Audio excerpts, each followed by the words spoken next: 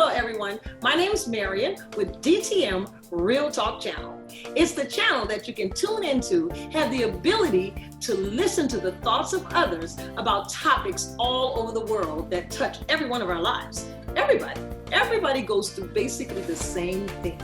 There is nothing new under the sun.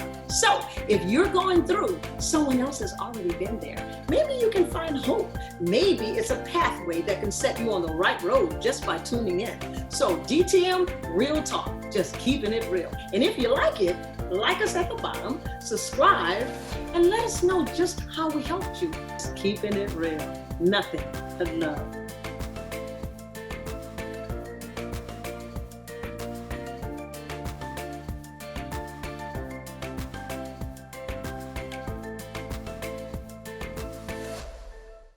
Hey guys, it's a beautiful Sunday afternoon, and I am excited once again to launch this 60 to 90 days marriage real talk. I'm talking real. These are couples that have agreed to share their stories, their journeys with us. So I'm really excited about that. Yay!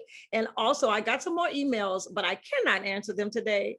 Many of you were asking about our 21 days raw. Can't you see the difference? Actually, we're on about 35 days now. Not just raw, 35 days of healthy eating. So it's been an amazing experience. It's been absolutely rewarding. I've done it once before for 2 years for a specific reason, and I'll get to that at another date. But yeah, we're enjoying the look, enjoying the feeling, enjoying the energy, and enjoying everything. So today, let's get started with Real Talk, Marriage Journeys. Enjoy yourselves. Good evening. Welcome to DTM Real Talk. And we're just keeping it real tonight. And I guess y'all see this big old smile on my face because I'm excited. Yeah. I'm excited because I got my SDB and my pumpkin on the line. Y'all don't know nothing about that. I'll tell you about that later. That's right. That's right. So Jet and Warren, say hello to the people. Hello, people. Hello. How y'all doing? I guess they're doing all right. This is our marriage session. And because I know their story, a little bit of their story, I just wanted the whole wide world to hear a little bit of their story. All right. Yeah. But first of all, how y'all been? I'm missing you. We're good. We miss you terribly. Our popcorn nights, our late night movie nights, and you had to go way across the country, Won't you come back, Queen Mother? Won't you come back? They don't know nothing about Queen Mother. They don't know nothing about Queen Mother. Right. Guess what? What? Tell them why I'm Queen Mother. Tell them why I'm Queen Mother. I'll let her tell you. Who gave me that name? Warren gave me that name. Or did you give me that name? It came about because you took me to have a procedure. No, we were watching a movie and you called, and I think he called you Royal Highness or something. And then he said, the Queen Mother, and it just stuck. Yeah. They've been calling me Queen Mother for about 5 years. See, look, I got a lot of people, women that I call mother. So it goes, Big Mama, you can't touch Big Mama. Right. Big Mama just got a special love for you. And Mama got that love, but Big Mama got an over love than Mama. Yeah. And then some of them I call mother, because they're older and out of respect, I just call you mother. But see, you Queen Mother. You like my sister.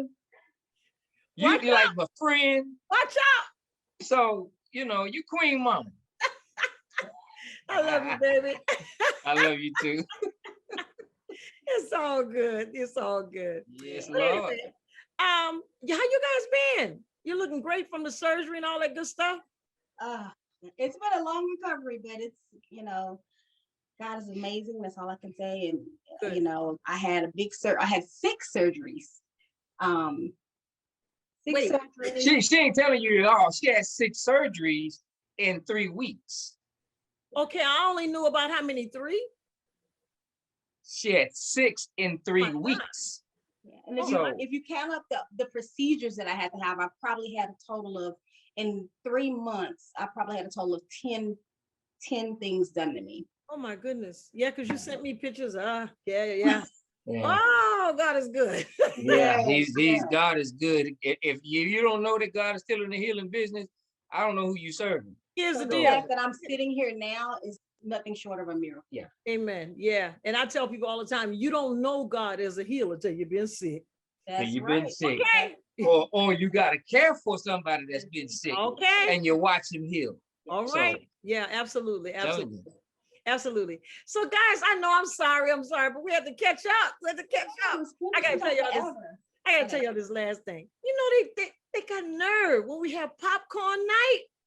Oh, They got nerve to take a picture of me while I'm watching a movie. That ain't right. look, You get so excited. Like people to watch a movie with you is like a whole nother experience. It's a whole nother experience. believe that. That's why we love you. You know, listen to see with you when you watch a movie with you, the sound effects, you get all into the sound effects. You hear the music? You hear the music? That's what you do. They took a picture of me talking about, oh, listen to the music. You about to kill her. Oh my God. Got me crying over here. Okay, y'all. Okay, guys, we sorry. No, we're not sorry. We just kidding. No, hey, this is just Sorry, real not talk. sorry. Real talk. Real talk. Okay, tell the people where you're from. We want to talk about, because you guys have a very unique story, and I can't say that I'm definitely an eyewitness. Yeah, so I'll let you tell that. But anyway, where are you guys from? Tell the folks where you're from and how you met. That's where we're gonna start. Dallas, Texas, born and raised and still living here. You know what? Oak Cliff, that's my hood. You know, that's where we roll. You know, and listen, when I met this woman, Lord help me. Well, you want to know how we met, right? That was the question. Yeah. Okay. So you want me to tell how we met? Or you Go want- ahead. Go ahead. Okay, See, I so- take up all the time, so you better let us talk. Okay, so we met because my cousin was living with me and we went to Jack in the Box late one night. Mhm. And in the drive-through window, his best friend was there and he was taking with my cousin. So I didn't know my cousin invited his best friend over. So I'm coming home from down the street and there's these guys in my yard. I guess his best friend said, hey man, she got a cousin, come with me. So I meet him and you know, from the very first time I met him, he said, what'd you say? Tell the people what you said. I said, you gonna marry me? Upon first introduction, First. okay? And I'm like, dude, I just met you. Like, okay. And so then we go into the house. You know, we introduce him to my mom because she's there. And he says, I'm going to marry your daughter. And my mom was like, okay. And we've been together ever since. He left out a lot of detail. Yes, she did. And people want to know. The people He want left to out a know. lot of detail. Okay. I know. I know. See, now she got a couple things right. Well, Only you got your part right. But see, from the other side of my friend, when he invites me to come, so you gotta realize, back in the day, I had long hair, about as long as hers. So I was can I just be real on your show? Yeah, you could just be real, boo. I was called a super hoe. Oh. ladies, man. Get it, SDB, how it go again? I was a super hoe. We had a group called Super Hoes on Patrol, and we was on patrol. So I'm telling you, I wasn't looking for no woman, for no wife. Okay. But anyway, a friend of mine, he comes by my house after meeting her cousin, and he tells me, "Hey man, come on, she got a cousin. Why don't you just come with me?" I'm tired. I didn't want nothing to do with it. I'd already been talking to a couple of ladies before, but listen. But when he came to me that morning, knocking on my window, I said, "What?" He said, "Come on, man, come with me." I didn't want to go. I had no intentions of going, but I did get up, put on just whatever I decided to put on. He looked very nice too. Creased pants, nice shoes, pressed shirt. You know, he was Yeah. I had to stand up to the rep. It was called the Shop Boy. Super Hoes on Patrol. That's what we were. So anytime I got dressed, it was to the T. So anyway, we're walking because it wasn't that far. It was matter of fact, it was a cool summer morning. I'm gonna break it down to you like that. Break it down to me, SDB. Break it down. A cool summer morning, but I was hot because I really didn't want to go. So I'm kicking and screaming all the while walking, and my friend, he's about, I guess, about 10 yards in front of me. So I'm following this joke, and so we finally get to her place. He's still about 10 yards. Now he done sped up a little bit because now he want to get to her cousin. But I'm kicking and screaming. And on the way there, as I turn the corner, I hear God talk to me. Now, understand this. My dad's a preacher. My dad's a preacher. My mama's dad's a preacher. So I got God coming from all kind of ways. But me and him didn't jive. We didn't. I'm just being real. I'm just real because I was a super hoe. I was having fun, teenage. Anyway, see, I told you I was gonna take up all your time. So you ain't got time. The people need to know. Cause see, I know how the story is. So the people need to know. Keep going. Okay, all right. So since the people want to know, this is what I was doing. I'm walking, and as my friend is speeding up, trying to get to her cousin, I hear the voice of God, and all he says to me is, "There's your wife." Now, mind you, I didn't know about this until after we had been married for a few years. Wow. He didn't tell me that part. No, because listen, when I first heard it, I stopped in my tracks because it was like you talking to me right now. I heard it just as clear. So I stopped and I looked around and I was like, So I keep walking. Mm-hmm. And he says it again, "That's your wife." I stopped then because I knew who was talking. Mm-hmm. And so I said, "Okay, Lord, well, who is she? I don't see nobody." Mm-hmm. So I keep walking. And as I come across to the front of her house, she comes around the corner.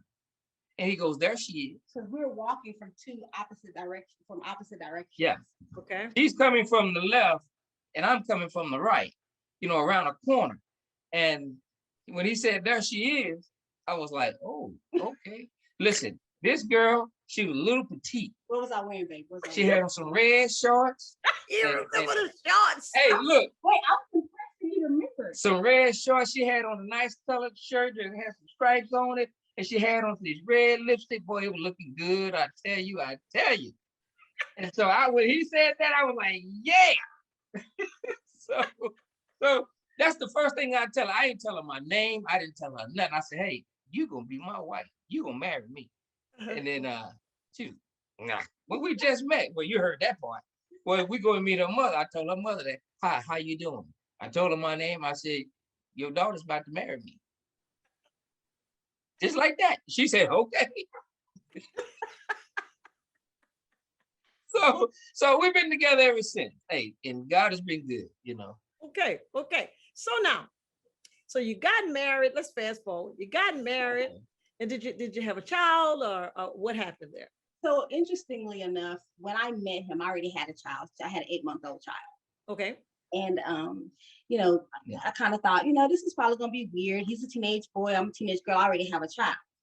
So thinking that, he's probably just gonna want one thing, because what do people think about a girl that already has a baby? Mm. But he was so the opposite. He was not trying to pressure me to have sex with him. That wasn't really on his mind. And we started dating. Now he was already going to be a senior. Yeah. And so he was getting out of school early. So he got a job to help me pay for daycare. And every week he would get paid, he would come and give me his entire check. And I would use it to pay daycare or buy diapers, whatever I needed. Mm-hmm. And then I realized I was in love with him because he got out of school early and he would go pick her up from daycare and he would go to my mom's house and take care of her until I got home. So one day I'm walking home and he's sitting outside playing with her. And just the way he was interacting with her, I looked at him and I thought, oh my gosh, I am in love with him.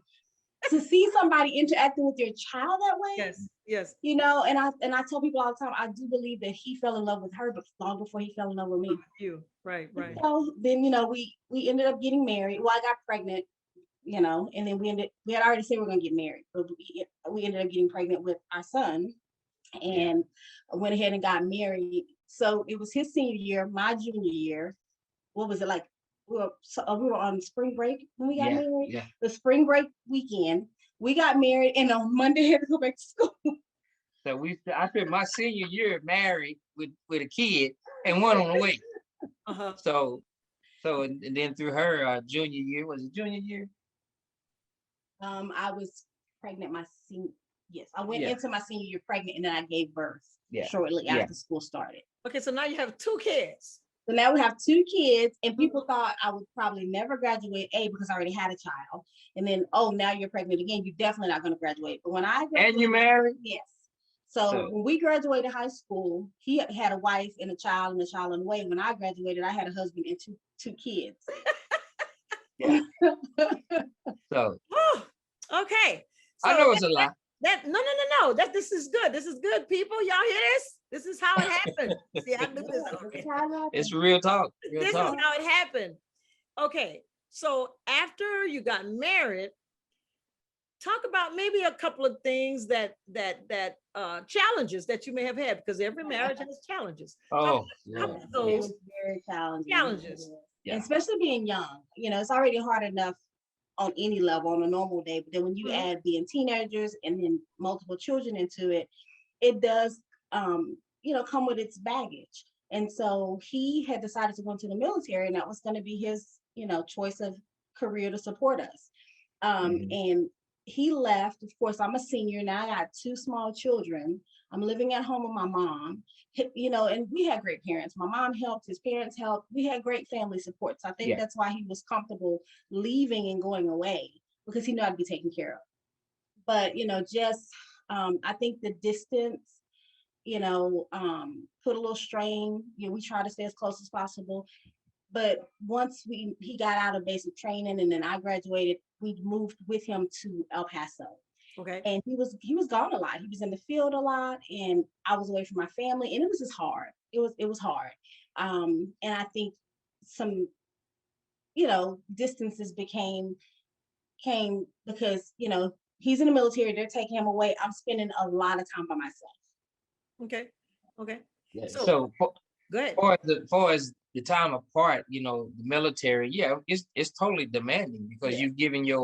you've gotten another wife, if I can say that, Okay. with the military, because it's demanding on you. If your wife is not a military person, it can be very hard, especially the job that we were doing. But being young and dumb and away from your wife, and being the nature of a man, listen, it was horrible. And we Horrible. went to war. So, Yeah. so then, okay, we're in El Paso. Then he gets called to war while he's over in the Persian Gulf, the first Persian Gulf War. I found out I'm pregnant with our third Third child. child. So, of course, it wasn't like today where you have cell phones and video. Like, we couldn't have Right. done this then. So I had put together this cute little package with baby diapers and all this stuff to send to him over there. So when he opened it, he would know, hey, we're about to have a baby. Uh-huh. And Total shock. Loved it. Loved it. Loved it. You talking about a man jumping on top of a tank, Jack? I was up there. but then he tells me, mind you, we saw the movie Ghost before he left, right? Right. So when I tell him that I'm pregnant, and then I think he finally got the call, he's like, I knew it. I wanted to leave you something just in case I didn't come back. Really? I already got 2 somethings. You want to leave me something? But when I left, I know what I planted when I left. Oh my God. Yes, ma'am. Okay. So, this is good. This is good stuff. So the challenge of him being away, how did you really handle that? Well, I ended up coming back home. Okay. When he was in the Persian Gulf, a bunch of things happened. Like, our apartment was broken into, and just it was a lot to Life challenge on my own. Okay. And so his dad and his mom drove to El Paso, picked me up and brought me back. So I moved back in with my mom, and just, being a single parent, it was like I was a single parent, Okay. because he wasn't there. And so, trying to just hang out with my friends and reconnect with friends and do things that, have relationships, which was kind of hard for me because I'm an introvert, but I work hard at being an extrovert. Mhm. And so I think it was difficult for me just interacting with other people and trying not to tell my family or his family how difficult it was for me and that I was really struggling. So I kept a lot of things bottled up. Mm-hmm. So when when it came, fast forward, later on, when we started having some trouble, it was kind of a shock to everybody because I was keeping things to myself. You know, because think about it, he's in the Persian Gulf. We can't talk. I'm going months without talking to my husband. You know, and I struggle with writing letters. So I often felt guilt because I wasn't writing him as much as I probably should have been. And I wasn't sending packages as much as I should have been, but I was young and I didn't have anybody holding my hand like you see Army wives and this group of Army wives. I didn't have that network of support saying, hey, this is what we do. We're here for you. Your husband's gone. Let's send nobody. There was no education. There was no support. You know, and my mom was an Army wife, but I don't think she truly understood it, or she didn't know how to walk me through that process. So I think we always really loved each other, but I think that at some point I almost started having a little bit of resentment because it's like, you're in the military, you don't have these kids, I'm here by myself with these kids, you know, and I can't really get a break. And I didn't know how to convey that to him because he's at war. You know, so just the battle of trying to be upbeat when he calls and not make him worry about home. And so you're dealing with all these emotions at one time. And I didn't know to like just be in prayer about it. You know, and I didn't have that one person that I could go to. So I kind of was in my own little prison, I think. Sure. And I think the world doesn't really understand the real responsibility of being a mother and a wife at the same time. I tell people all the time, young women, they say, oh, I don't do anything. I just stay home. I say, no, you're a home management specialist. Yes. So y'all got that? You're a specialist because you managing the kids, you managing the house, managing the husband, you keeping everything in order. And that's a lot of pressure because everybody has needs from the husband on down. Everybody got needs. And then you have needs. And I didn't have self-care. If I could go back and talk to myself again, I would say, put yourself first sometimes, have self-care and have an outlet, have somebody that you can no holds barred tell how you feel and what's going on with you. And they're not going to judge you and you don't feel judgment. And I'm sure that I had that in, you know, his mom, because she was always there and I probably could have gone to my mom, but it was my own perception that kept me from opening up. I think say that again. Yes. It was my own perception that kept me from opening up, that fear of being vulnerable, and letting my guard down 100%. And I knew how much his mom loved me. I knew how much my mom loved me. And even his dad, it was just me. It wasn't anything they did. I know they would have been there for me. It was my own self holding me back. So it's possible that an individual can be in prison in their own head. Yes, 100%. And make everybody else think it's all okay. Yes. We put up this facade. That image, that's what that image. Okay, so things got a little rocky because there was a departure. So let's talk about that. Yeah, well, as far as, you know, getting rocky, it was real rocky to the point where we got a divorce. Okay, what led to that before you go there? Yeah, what led to that was, you know, coming back home and finding out, you know, all these things that's going on in her mind, and the distance that we've already spent away, and, you know, just not being able to support her the way she wanted to be supported. You know, I understand the military life, but then, you know, I said once I got back from the war, and that was it. I was done. I'm not going to war for nobody else, especially the way it happened. And then we got withdrawn. So she was like, if you don't get out, I'm gone. You know, but eventually I got out and she left anyway. But you know, some things other than that transpired, that you know, listen, being young and dumb and not really understanding marriage and the struggles that marriage has on people, marriage is not easy. Absolutely not. You know, and when I talk to people now after what we've been through, I just tell people, you know, we like to eat. You know that, right? And so yeah, I know that. So I think I'm just going to interject this right here before I go on. Marriage is like a brisket. When you're cooking a brisket, every hour is related to years. So the first 10 to 12 hours, your brisket is on the fire. So All your right. marriage is on the fire. And so if you want a good brisket, it's going to cook 10, depending on the pounds, it's going to cook 10, 12 hours, right? And then after that, it's going to sit another 8 hours just to manicure all the seasonings and the fat juices and all that into your brisket. So you're looking at what? Almost 24 hours? So relate that to years. One piece of meat, 24 One piece of meat, hours. baby. And you got to slice it and cut it and do all that. So marriage is tough. Marriage ain't easy. When your marriage is under fire and under pressure, you know, from other people, from work, from kids, everything. Before we sign off, let's talk about that. Your marriage is under pressure from other people. Talk about that. So for me personally, I grew up in a household where my mom had been married 3 times. And, you know, when we were kind of going through a little rocky space, my mom had said to me several times, well, you could just get a divorce. You could just get a divorce. You could just get a divorce. And after her saying that so many times, I think I started taking it to heart and thinking, well, maybe I'm missing out on something. You know, maybe I could just get a divorce.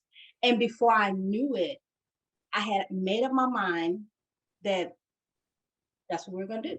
And I had a dream, and in that dream, I couldn't find him. He was nowhere around. And so I rationalized it, taking, you know, that dream, what my mom had said to me multiple times with, well, then maybe it's not meant for us to be together. And so I think for him, when I told him that I wanted a divorce, it threw him for a loop. Yeah. I don't think that, honestly, hands down, I don't think he ever would have walked out on me. I don't think he ever would have left me.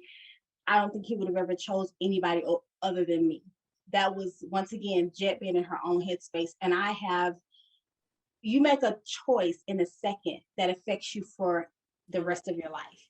And that one choice that I made, my children still suffer, you know, because they still have battle scars. They were innocent casualties of war. I still, you know, it took a while for me to allow that area to be healed because I blame myself for tearing my family apart, you know. But on the flip side of that, once we were divorced and we got, you know, got over it, I had some growth, you know. Stop right there on your growth. I want to hear what he has to say about your news that you wanted a divorce. Well, of course, it rocked my world, you know, because to me, she was my woman. Right. And to hear that, I'm like, wait a minute, no, what is this? The devil is a lie, you know. And so, no, I didn't take it well at all. You know, now I didn't fly off the handle and do crazy stuff. Oh, I'm gonna kill myself. I'm gonna commit suicide. No, I ain't doing that for nobody. Yeah, I love her, but I ain't doing that. But I'll let you leave. You want to leave, you can leave.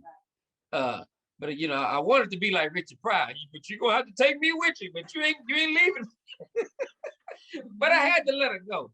You know, I couldn't. You had to let her go. You know, but here's the kicker: the way she left. Yeah, it was. That was heartbreaking. It's not the fact that you told me you wanted to work. I can deal with you telling me that because in the midst of you telling me that, we can work some things out. Right. And that was my intentions. So, but what happened with that was once I verbalized that I wanted out of the marriage, then I started getting pressure from everybody to stay. And I had everybody coming to me telling me, oh, you need to stay. And so it just got to be a lot. So literally, and it seemed like it was planned, but it wasn't. It just kind of happened. You know, I thought my plan was I was going to leave the state. Okay. I knew that I couldn't still be in Texas and we not be together. So I need to give him the whole state. But I wasn't brave enough. At this point, I wasn't. The whole state. The whole state. We need to have a whole She state. moved to another city in the state. She moved out of the state. She just left. But the thing was, I had already made plans to move to Georgia. I had a friend that was going, so I was going to piggyback. And I was going to tell him. But that, after all this pressure, it was like a pressure cooker. And I didn't deal well with confrontation. And so I just needed out, like for my mental health. And so my daughter had gotten up that morning to go to school. Well, normally I would take her to school and leave the 2 little ones at home asleep with my mom. I think he was at work or something. I don't remember. No, I was asleep. Oh, he was asleep. I had to go to work that day. So, but then when she got up and then the other 2 got up, I thought, I could make a clean getaway. Nobody will ever have to know where that I left. They'll figure it out when they get up. I'll deal with the fallout of it later. And so I ended up leaving. And while I'm asleep. While you was sleepwalking? And while my mom was asleep, and I drove my mom's car to a point and left it parked somewhere and had somebody pick me up. Now, mind you, young, stupid, dumb. The way I left was shady. It was underhanded, and I couldn't see another way out. Now, in mine, I don't cuss at her. I don't hit her. I don't mistreat her. I know this. You know this. Even when I wasn't saved. Right. When she was my wife back then, before Christ, I still treated her like a queen. That's because she was part of me, and I understood that. And we'll get to that the next time. But okay. I don't want to go too fast, too far. He wants to tell us about the queen next week, y'all. Let me say this. I think that knowing how good he was to me, and I really had no reason to do what I was doing, I didn't want to face it head on. Yeah. So that shame and that I'm going to just bow out and then I'll deal with it later, So once again, a choice that you make in a moment has lasting effects for a lifetime. Yeah. Awesome. Thank you guys so much for sharing. I hope that you young couples and y'all old people too, listening Yay. to what these two have to say. Because next week, we're going to hear how the broken shield was mended. So This is DTM Real Talk. We're just keeping it real. Yes. Enjoy your evening. Thanks for watching DTM Real Talk. Be sure to join us for more conversation. And don't forget to hit that like button, share, and subscribe while you're there.